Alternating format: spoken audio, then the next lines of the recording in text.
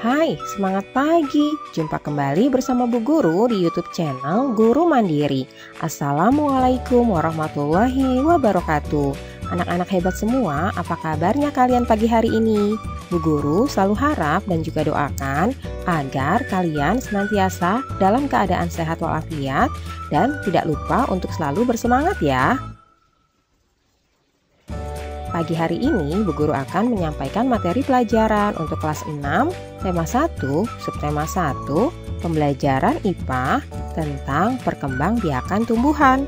Namun, sebelum kita mulai pembelajaran kita pagi hari ini, marilah kita awali dengan pembacaan doa terlebih dahulu, agar kita semua senantiasa diberikan kesehatan dan juga kemudahan untuk memahami materi pelajaran yang akan Bu Guru sampaikan pada pagi hari ini.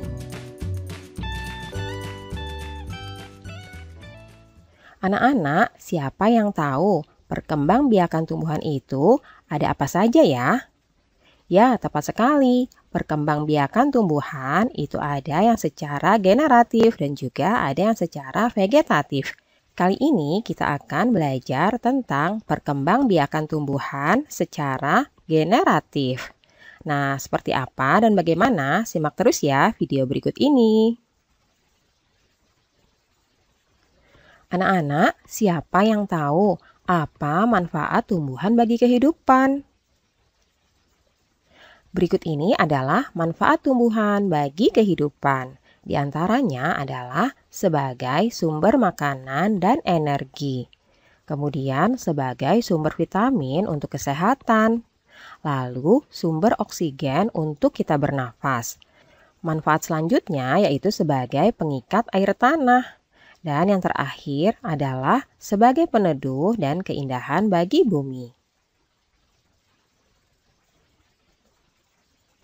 Nah, anak-anak, kalian sudah mengetahui manfaat dari tumbuhan. Coba sekarang kalian bayangkan ya, seandainya tumbuhan tidak berkembang biak. Apa yang akan terjadi ya? Anak-anak, adapun tujuan pembelajaran kita pagi ini, yang pertama adalah siswa dapat memahami perkembangbiakan tumbuhan. Yang kedua, siswa dapat memahami proses perkembangbiakan generatif pada tumbuhan. Perkembangbiakan tumbuhan. Apa sih yang dimaksud perkembangbiakan tumbuhan? Perkembangbiakan tumbuhan itu adalah suatu proses yang bertujuan untuk memperbanyak jumlah tanaman spesies atau jenis tertentu. Seperti yang tadi sudah dijelaskan bahwa cara perkembangbiakan pada tumbuhan itu ada dua macam ya, yaitu generatif dan juga vegetatif. Kali ini kita akan belajar tentang perkembangbiakan secara generatif. Nah, perkembangbiakan generatif ini adalah perkembangbiakan makhluk hidup, dalam hal ini adalah tumbuhan yang terjadi melalui proses perkawinan atau penyerbukan. Nah, peristiwa perkembangbiakan secara generatif ini dialami oleh tumbuhan yang berbunga. Jadi, alat perkembangbiakan tumbuhan itu adalah bunga ya. Bunga memiliki benang sari sebagai alat kelamin jantan dan juga putik sebagai alat kelamin betina. Bagian yang pertama adalah tangkai bunga. Tangkai bunga menghubungkan bunga dan batang. Fungsinya adalah untuk menyokong pertumbuhan bunga agar tetap bisa berdiri tegak. Kemudian yang kedua adalah dasar bunga, yaitu bagian ujung tangkai bunga yang agak membesar. Dasar bunga ini ada di atas tangkai bunga. Selanjutnya bakal biji. Nah, di dalam bakal biji ini terdapat sel ovum dan juga calon lembaga. Bagian bunga selanjutnya adalah kelopak. Fungsinya melindungi mahkota bunga saat masih kuncup dari ulat, hama, wereng, dan lain sebagainya. Nah, yang berwarna cerah ini disebut mahkota, berfungsi untuk mempercantik tampilan dari si bunga agar serangga-serangga tertarik untuk datang melakukan atau membantu penyerbukan bunga. Berikutnya ini adalah benang sari. Benang sari ini terdiri dari kepala sari dan juga tangkai sari. Fungsinya adalah sebagai alat perkembangbiakan jantan. Jadi alat perkembangbiakan jantan ini pada bunga adalah benang sari ya. Nah, bagian selanjutnya itu adalah putik. Putik terdiri dari kepala putik dan juga tangkai putik. Putik merupakan alat perkembangbiakan betina pada bunga. Jadi, si putik ini akan mengandung bakal buah atau bakal biji. Nah, anak-anak, itulah bagian-bagian daripada bunga. Nah, kalian sudah tahu ya apa saja sih bagian dari bunga dan apa saja fungsinya masing-masing.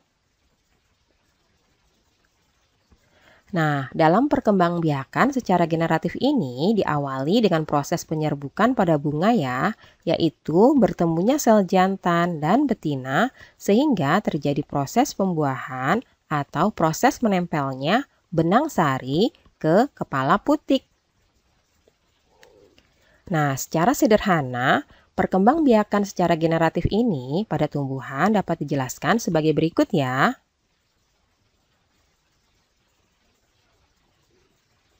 Pertama-tama, bertemunya benang sari dan putik. Nah, peristiwa ini disebut dengan penyerbukan. Kemudian, peristiwa yang kedua yaitu terjadinya pembuahan.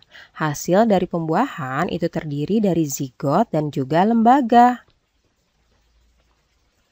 Nah, selanjutnya, zigot dan lembaga ini akan berkembang menjadi bakal biji, lalu berkembang kembali menjadi bakal buah dan daging buah. Berikutnya, dari biji ini, ketika kita tanam, maka akan menjadi tanaman baru. Nah, itulah tadi proses perkembangbiakan secara generatif. Nah, agar kalian lebih memahami kembali, coba kalian perhatikan bagian berikut ini ya. Proses perkembangbiakan generatif. Anak-anak masih ingat hasil dari pembuahan itu dinamakan zigot. Nah, zigot ini akan berkembang menjadi lembaga.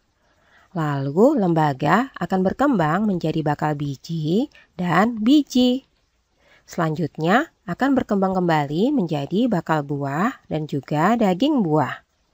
Nah, selanjutnya lembaga yang ada pada biji ini akan menjadi calon tumbuhan baru. Inilah proses perkembangbiakan secara generatif ya anak-anak.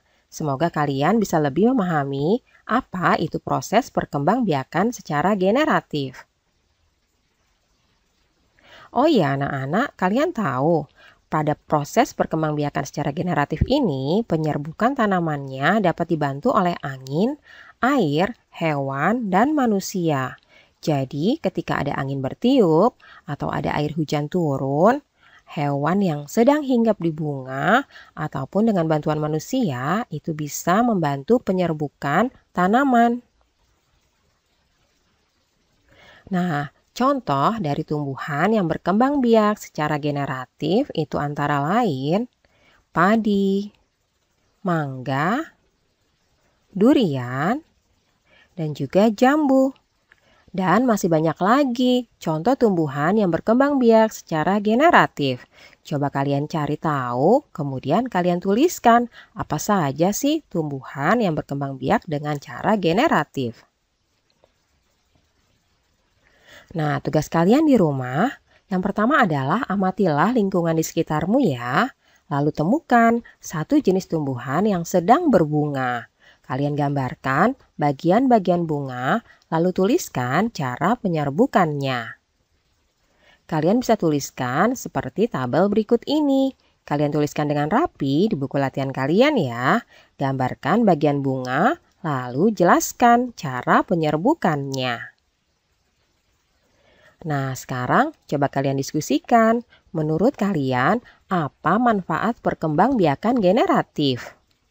Carilah informasinya dan tuliskan pada tempat yang disediakan ya. Nah, berikut ini adalah contoh manfaat perkembangbiakan generatif. Yang pertama, dapat memperbanyak pengembangan varietas tanaman baru.